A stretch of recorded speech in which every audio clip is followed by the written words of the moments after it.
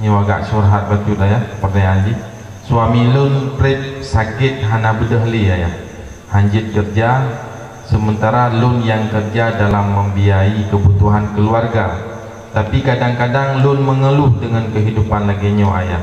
Pernah dosa lun ayah ikna tinggai amai lun menyelagi nyawa ayah. Istri membiayai suami yang sakit, istri yang sangat baik. Berbahagialah, Allah Nabi pahala karena ridha Allah bak ridha suami. Yang mahalkan ridha suami, yang mahalkan senang suami, yang mahal bak ridha dan senang suami mendapat kasih sayang Allah. Cuman buka tak mengeluh, mepet-pet. Syarat dalam berbuat baik ikhlas karena Allah. Beria. Cuman cara sahih tak mengeluh. Mengeluh karena lelah, tetapi hanya tak sesali yang tak berbuatnya. Tetap mantap ikhlas ke adil dan ke Allah. Cuma tak berahir dah. Tapi tak berbuat you.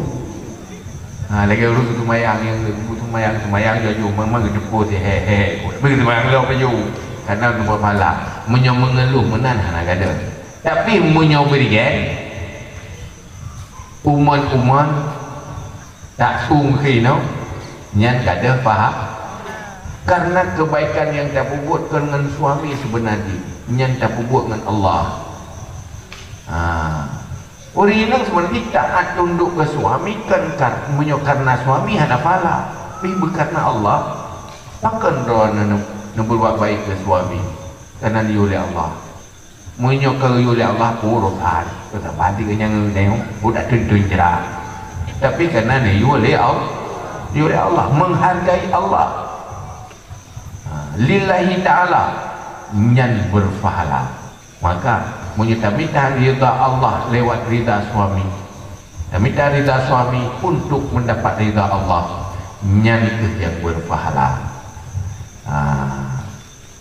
Cuman belajar ikhlas, belajar sabar, menyogolong selesai sabar. Betul ji tanya kala tapi mengeluh. Tak buat juga tak mengeluh. Belajar tidak mengeluh. Tak buat juga tapi hak tak sabar. Ya belajar sabar. Innama yuwaffas sabiruna ajrahum bighairi hisab. Pahala orang sabarnya hana batas, hana terhingga, jadat pahala. Allah nanti kedi tiro uri nang lako sakit. Hanya Allah yang untuk Nabi peluang uri nang yang mendapat pahala sabar.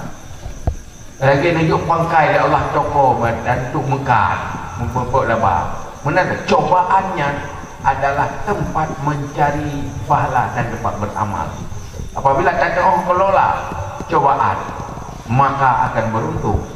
Menyo cobaannya hendak orang kelola bersih lagi urut gejuk modal hendak orang kelola nyahan beruntung.